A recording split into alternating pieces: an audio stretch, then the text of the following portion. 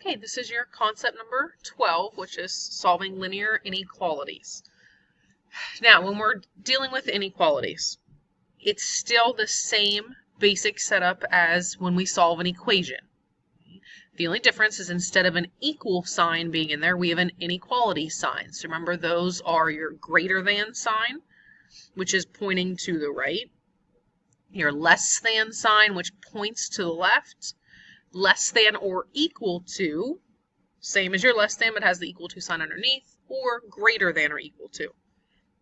So it's still the same concept as an equation, but now we have a different symbol in there. So we're no longer just equal to something. It's either going to be greater than or equal to, or greater than or equal to. Now, you solve these equations the exact same, or these inequalities the exact same way as we solve equations. Okay, so you might have to distribute if there's parentheses. You might need to combine like terms if there are any. So it's all the same steps as when we are solving an equation. Now, when you're writing your final answer, you want to make sure that your variable is always on the left side of the inequality, so that your x, your y, whatever it may be, is written first. So it needs to be on the left side of the inequality. So if you're done solving and you get something like 5 is less than x, you have to switch that. Okay, your x term should always be on the left side of the inequality sign. Now, when you go to switch that, you have to be very careful here because of the inequality sign. If I am switching this 5 and the x, I also have to switch the direction of the inequality sign. Okay, so it has to flip as well. Now, an easy way to check to make sure that you flipped it correctly is to look at the original. Okay, in the original, the inequality symbol was open towards the x and it was pointing at the 5. So you want to make sure it looks exactly the same when you rewrite it. So in this case, it's still open to the x and it's still pointing to the 5. So it still looks the same as it did originally. All right, now this is in this box is going to be a very important step for inequalities. It's the only difference that we have compared to equations when we solve them. Okay? If you multiply or divide both sides of an inequality by a negative number, so if I'm multiplying both sides by something that's negative, or if I'm dividing by something that is negative, you have to flip the inequality symbol. So it's going to be very, very important to do that.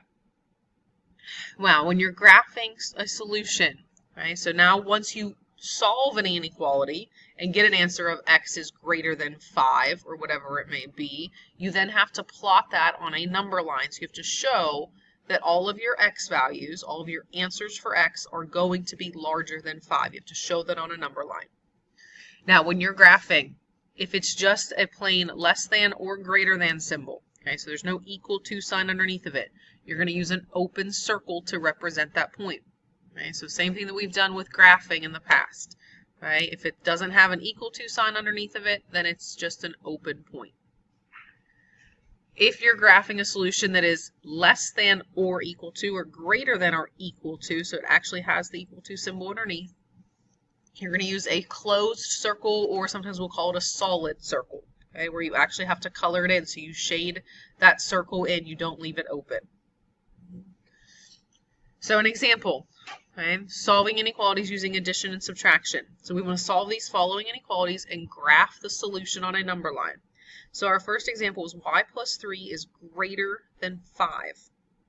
So if you think about an equation, our goal is always to get the variable by itself. We're trying to solve for y. So I'm going to do the same thing here. I have y plus 3 is greater than 5. So in order to isolate that variable to get y by itself, I have to move this 3 to the other side. So just like normal, I subtract the 3. When I do that, those 3's cancel. I'm left with y is greater than 2. So in this case, y is greater than 2 on my number line. I go to 2. I put an open circle because it's just greater than. There's no equal to sign underneath of it. And all of my y values, all of my answers have to be larger than 2. So it's all of my answers to the right of 2. All of the numbers that are larger than 2 get shaded in. Then in our second example, we have x minus 3 is less than 5. So again, my goal is to solve for x. So I'm going to move this negative 3 to the opposite side by adding 3. Those cancel out. You're left with x is less than or equal. This one is a little bit messed up, guys. Okay, so this originally should have had an equal to sign underneath of it. And when we solve it, so it ends up giving us that x is less than or equal to 5 plus 3. This should be an 8 instead of a 9. But regardless, because it has the equal to sign underneath of it, it has to be a solid point. So it's a solid point. In this case, it says 9, but it really, based off of this work, it should be an 8. That was just a typo on our part. So it should be a solid point. And then if all of my answers for x are smaller than or equal to 9, then it's all of the numbers to the left of that value. Okay, that's where my numbers are smaller than 9.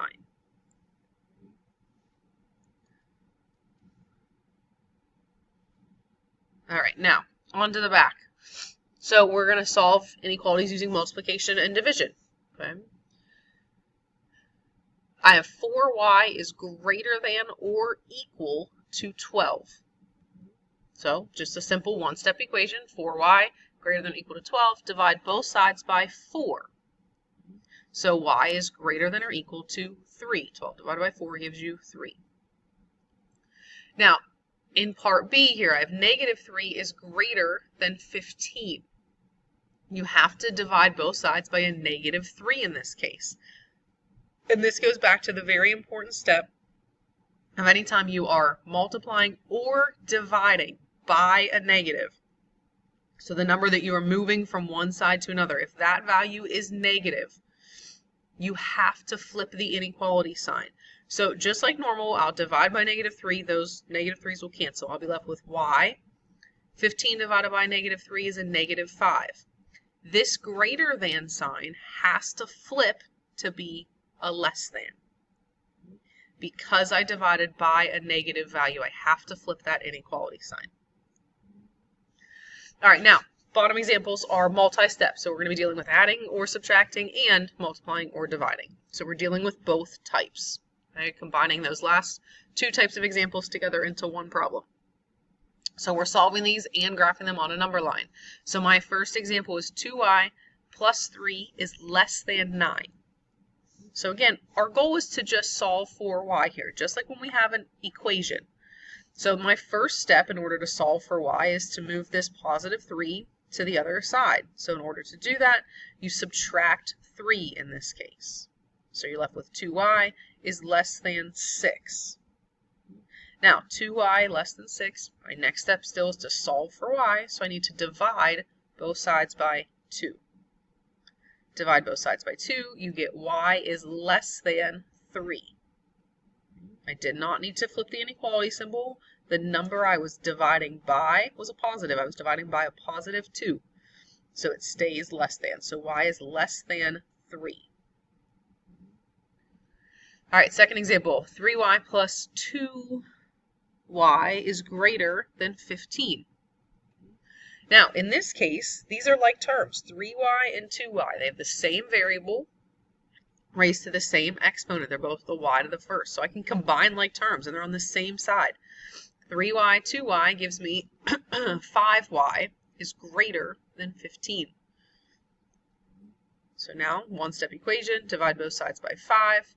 We end up that y is greater than 3.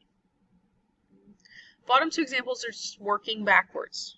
Okay? So you are given this graph, and you are told you have to write the inequality for it. So, and you could use whatever variable you wanted to. A lot of times we'll use x for these. You could use y if you wanted to. You could use another variable. But I'm going to start by putting down my x. Now, all of my arrow, all of my shading is to the left of 6, which on a number line, the numbers to the left are the smaller numbers. So all of my answers for x are smaller than 6. It's an open circle, so it does not get the equal to sign underneath. So all of my answers for x are less than 6. So x is less than 6. Now, part B, I have a shading. I have a solid circle, a closed circle at -7. All of my shading, my arrow is shaded to the right of -7. So that means that I'm looking at numbers that are larger than -7. So my x is greater than or equal to, because it's a solid point, -7. Okay, because all of my answers for x are bigger than -7. So greater than or equal to -7. All right, that's it for solving linear inequalities. That's again, your concept number 12.